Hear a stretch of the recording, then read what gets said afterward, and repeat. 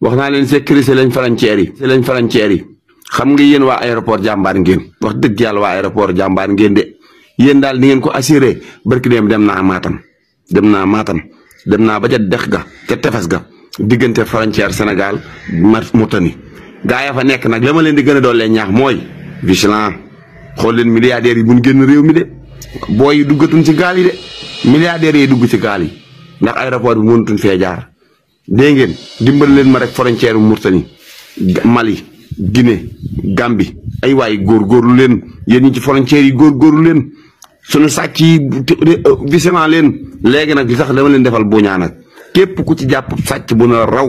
ci frontière yi den la jox benn 4x4 bu bees buñaa non loolu moom sama idée la góorgóorlu leen yéen douane yi léegi marchandise meeg dorog bi sax sàcc see ko gën ci ñun waaw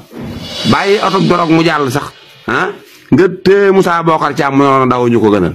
waaw bàyyi oto foo biyee mu jàll jàppal ñu Pape Malick Ndour mu noonu génn ñu ko gënal waaw bàyyi oto camion médicament mu jàll jàppal ñu Ablaye Seydou Sow nu ko gënal waaw kon nag vigilant waaw leen góor Ablaye Seydou Sow xanaa digloo li kilifa gi wax toog leen ci dëkk bi digloo kenn ku ne xaar sa bés da ngeen a jëloon booy nëkkas leen rëbës ñuy xëy di leen rappel guddi di leen rappel bëccëg di leen rappel yéen it da ngeen a gën nit ñi ah waaye kay rek waxal ak ñi waay di leen rappel Ablaye Seydou Sow président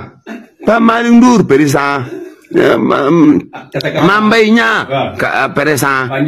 Mame Mbaye Niang kañ nga ñëw sa njaboot gi tukkee jëmay tukki waaye fu lay ñibbisi nga ne da ngay jàng ah baal yàlla nga mokkal waaye na nga xam ne daal waa digga ngi saytu sab liggéey te xam naa ne dara lu baax duñ ko fa gis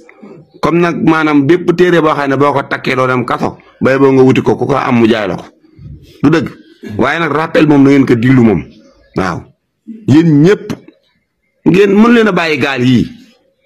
li taxoon koy booy wali nekk da ngeen a dëggloo ne gaal Sonko li muy politique baaxut barke Seydina Mohamed ñu ngi sa ginnaaw de ñun ne gëm nañ ne yow président Sonko bu nu àndee yow réew mi dana jag buñ la digloo réew mi dana jag buñ la xaaree réew mi dana jag yëkkamti wuñ dara man dugguma ci gaal dugguma ci bato di ma fenn maa ngi fii toog du xaar réew mi jag maa ngi fii di xaar ndax li ma dundoon nguurug Macky Sall du ma ko dundaat ci àddina xalaatuma ko coono jeex na ndax fi mu doon ne ku wuti am loolu la jaajëf Diomaye ak Sonko Diomaye nag dégg naa indi na 27 milliards. nañ ko koo may ñun nag dañu daan may da nga daan tukki ñu may la nga ñëw na leb naa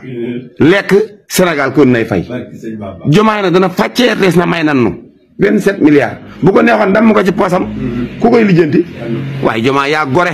barke alxuraanu karim jub-jubal jubbanti lépp tiir suñ ministre yi koo ci gis muy dem sa waay ancien 4x4 yi la ñu yor ñaari oto la ñu jiitlante doo xam ne sax ministre la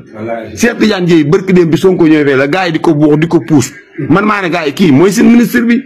ministre de la santé semaine yi doo ko gars yi doog leen a lijjën xoolal googu oyof sëñ bi xam nga ne Farba Ngom jamonoy Macky Sall semaine bu ko buux bu soobee yàlla